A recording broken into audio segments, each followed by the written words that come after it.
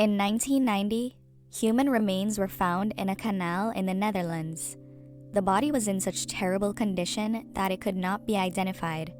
However, a few years later, police would not only find out who the victim was, but that she wasn't the only one.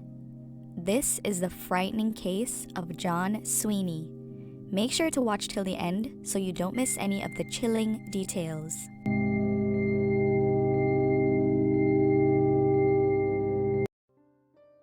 Melissa Halstead was born in the state of Ohio in the 1950s. She was the youngest of 5 children, but she was especially close to her brother Jack Jr. and her sister Chance. Her family described her as a very intelligent young woman who left home to pursue her dreams of being a model and a photographer. She was the type of person who always made sure she contacted her mother on her birthday, no matter where in the world she was. Others who knew her said Melissa was self-centered at times, someone you could love and hate all in the same minute, but she was also a friend for life. They even said she was fearless to the point of a dangerous sense of invincibility. She had the kind of beauty that was out of this world. Those closest to her described her as striking and said she had an exceptional look that always commanded attention. John Sweeney was one of several men who had seen Melissa and was in absolute awe of her beauty. Melissa had met John through her job as a photographer in London. They took a liking to each other and started a relationship shortly after. However, Melissa would soon learn that her boyfriend had another side to him, a side that was dark and disturbing. John was born in 1956 in a town called Kirkdale in the city of Liverpool, England. He spent most of his early years living with his mother in a nearby town called Skelmersdale, where he trained to be a carpenter and a joiner. Both of these professions are construction trades and involve the use of tools like saws, hammers, and so on. Sadly, John would later use these tools to commit some of the most heinous acts known to mankind. In 1976, he married a woman named Anne Bramley, and they had 2 children. Their marriage was deeply troubled, and they ended up divorcing in 1979. But Anne considered the fact that he was the father of her children and decided to give him another chance to avoid breaking up their family. In 1981, they remarried, but Anne quickly learned that this was a terrible idea. Only a year later, she went to the police to report that John had threatened her, and they got divorced for the second and final time. After getting divorced again, John moved to London where he met Melissa Halstead. At first, Melissa had no idea what John was capable of, but she would eventually find out just the kind of man he was. Sadly, this realization wasn't enough to save her from the dangers of John Sweeney. As their relationship progressed, Melissa started to see John's dark side. He became abusive and violent. It was also becoming clear to Melissa's family that the man she was dating was problematic. In the summer of 1987, Melissa's sister Chance and her daughter traveled to London to pay Melissa a visit. But when Chance got there, she described John as angry, demeaning, and possessive. She also noticed bruising on Melissa's body and had a strong feeling that it was caused by John. Little did Chance know that the behavior she saw was only a preview of what was to come. One day, John attacked Melissa and beat her with a hammer. He was arrested and spent time in prison for this vicious assault, but Melissa told her sister that she wanted to get him released. Chance said she couldn't understand why her sister would want to release someone who had beaten her with a hammer. But according to Melissa, John had cried and begged her. He had no one else. He also said he was sorry and he would leave her alone if she would get him out. Melissa believed that John would keep his promise to leave her alone, and she did what she could to get him released from prison. However, when John came out of prison, he continued to harass Melissa. She moved from London to Amsterdam, but John tracked her down and stalked her. Melissa would eventually realize that getting John released from prison would seal her tragic fate. Melissa's family became concerned when she didn't contact her mother on her birthday, because this was very unlike her. They called the police to alert them that something might be wrong. It was later revealed that Melissa's landlord returned from a holiday in April 1990 and noticed that she had vanished without paying her rent. This raised further red flags, and authorities would soon find out that Melissa didn't just up and leave voluntarily. On May 3, 1990, police officers found a bag floating in the Westerschelde Canal in Rotterdam, Netherlands. The bag contained Melissa's torso with her hands and head missing. The horrific scene sent a chill down the spines of the divers and police officers who discovered the body. It turned out that John had murdered Melissa and dismembered her body before disposing of her remains in the canal. We're not sure if they had an argument on the day she died or what motivated him to do this, but one thing was clear: he was a dangerous and deeply disturbed man. To make matters worse, the removal of Melissa's head and hands made it quite difficult to identify her body. It took 18 years until a cold case squad used advanced DNA testing and was finally able to confirm that the remains did indeed belong to Melissa Halstead. Although Melissa's death came as a shock to many, it appears as though she saw it coming. In a chilling revelation, Melissa's sister Chance said Melissa told her that if she ever went missing, it was John Sweeney that killed her.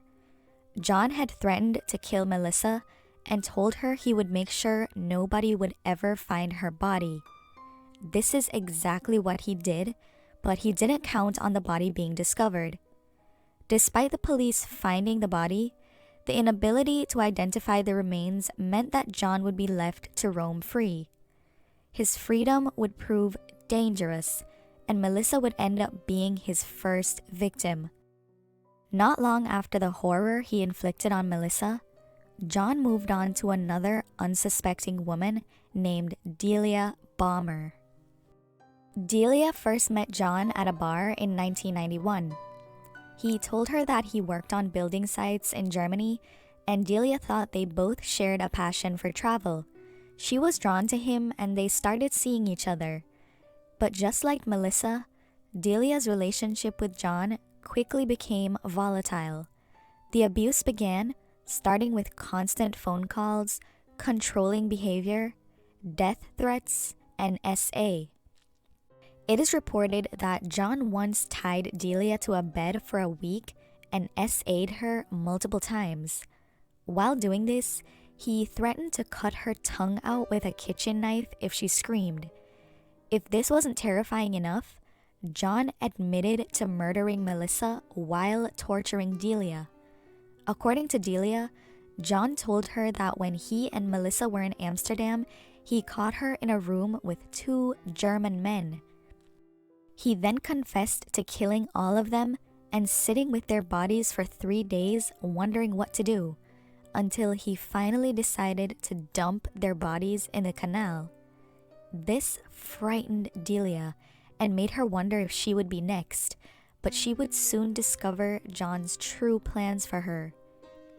3 years into their relationship, Delia was at home one day when she stumbled upon something that she shouldn't have. She looked under the bed and found a green bag filled with masking tape, rubber and latex gloves, a large plastic sheet, a rope, and a saw. When Delia made the chilling discovery, it all started to make sense. She realized that she had stumbled upon her own body disposal kit and that John was planning to kill her. Delia immediately went to the authorities and reported this. John was arrested and held in police custody, but not for long. The police released him on bail and sent him back out into the world. The moment Delia heard that he had been released, she started to panic. She was on edge and overcome with anxiety, which was to be expected considering what he had just done to her. Delia said, "I knew he would be coming for me. He will do something. He will cut me to bits, just like he did to Melissa." As disturbing as it sounds, this is the second woman who had predicted their fate at the hands of John Sweeney. Just as Delia expected, John showed up at her house just hours after being released from jail. But what he did next would not only frighten Delia, but change her life forever. That evening, John brutally attacked Delia on her doorstep. He hit her on the head with an axe, punctured her lung, broke both her arms, then used a rusty knife to stab her in the breast and thigh and sever her finger. Delia said she watched her finger fly through the air and knew in that moment that she didn't want to live anymore. However, she passed out shortly after the attack and woke up in the ICU. Although Delia survived, her body is covered in scars and she deals with constant pain around her chest and back. Every day she looks at herself, she is reminded of the horror that she had to endure and has to live with the fact that John Sweeney destroyed her life. Even though Delia barely managed to escape with her life, others wouldn't be so lucky. After attempting to murder Delia, John disappeared and went on the run. He had been on the run for 6 years when he met Paula Fields in the year 2000. Paula was a 31-year-old mother from the town of Halewood in England. She was working on the streets of London as a sex worker and also became addicted to crack during this period of her life. It was during this time that she met John and they entered into a romantic relationship. However, Paula may not have even known that his name was John because he started using aliases like Joe Johnson, Joe Carroll, and Scouse Joe. Paula's lifestyle made her extremely vulnerable, and John would take advantage of this. In December of 2000, Paula went missing, and her dismembered body was eventually found in the Regent's Canal in London. John had murdered Paula and cut her body into 10 pieces before dumping her into the canal in a number of bags. Just like Melissa, Paula's hands, head, and feet were missing when her body was discovered. Despite Paula's high-risk lifestyle, her family said this was only a small part of her life that led to her demise. They described her as a normal girl, a loving mother, daughter, sister, and aunt, and said she had been that way for the past 29 years. After what he did to Paula, John wasn't arrested immediately. It started to feel like he would continue to evade the authorities and get away with his heinous crimes. But in 2001, police finally tracked John down and arrested him for the attempted murder of Delia Balmer that he had committed in 1994. While John was serving time for the horrific attack on Delia, he was finally convicted of the 2 gruesome murders of Melissa Halstead and Paula Fields. A detective even went to visit John while he was in prison to ask him about Paula and Melissa, but John just stared and smirked without saying a word. In 2011, John received a life sentence without the possibility of parole. The judge who handed down the sentence had this to say: "These were terrible, wicked crimes. The heads of the victims having been removed, it is impossible to be certain how they were killed. The mutilation of the bodies is a serious aggravating feature of the murders. Not only does it reveal the cold-blooded nature of the killer, but it has added greatly to the distress of the families to know that parts of their loved ones have never been recovered." Delia believes that John will never reveal the location of the missing body parts because he wants to be in control by being the only one who knows where they are. Although the police couldn't locate the remainder of Paula and Melissa's bodies, they found other things that were equally disturbing. When authorities visited John's home, they discovered more than 300 violent, obscene paintings and poems. One of the chilling poems read, "Poor old Melissa, chopped her up in bits. Food to feed the fish, Amsterdam was the pits." The gory artworks also gave a haunting insight into his mind. It was clear that John had a deep-seated hatred for women and a fascination with mutilation. This collage features a drawing of Melissa in the middle. The small part above her head was whited out, but when forensic experts shone UV light over the area, it revealed a gravestone with the inscription, "Melissa Halstead, born 7th November 1956, died." It was later revealed that John had painted a picture of a woman's throat being cut with the inscription, "May you die in pain." This graphic painting was dedicated to Delia Balmer. But it didn't end there. After his arrest, officers searched his prison cell and found another piece of art depicting a headless body that had been cut into 13 pieces. The nature of the artworks was clear evidence that John was guilty of killing Paula and Melissa. However, they may not have been his only murder victims. Detectives believe that John is connected to the disappearances of a Brazilian woman named Irani and a Colombian woman named Maria that happened while he was on the run. A third woman named Sue disappeared in the late 1970s or early 1980s, and police believe that John may be responsible for this as well.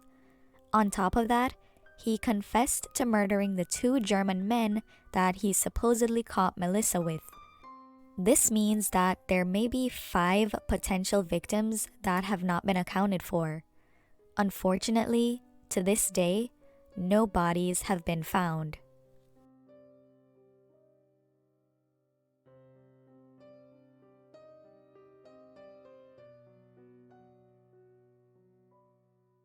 Do you have a strange or disturbing incident that you'd like us to cover? Send us an email at veryweirdish@gmail.com and let us know what you think about the case of John Sweeney in the comments below. If you made it to the end of this video, thank you. We appreciate you sticking through that story because we know it was difficult to hear. If you're interested in more content like this, make sure to like and subscribe to our channel. We cover all things weird, mysterious, dark, and disturbing every week. And remember, the world is a scary place where the monsters are walking among us. So stay safe out there, and we'll see you in the next one.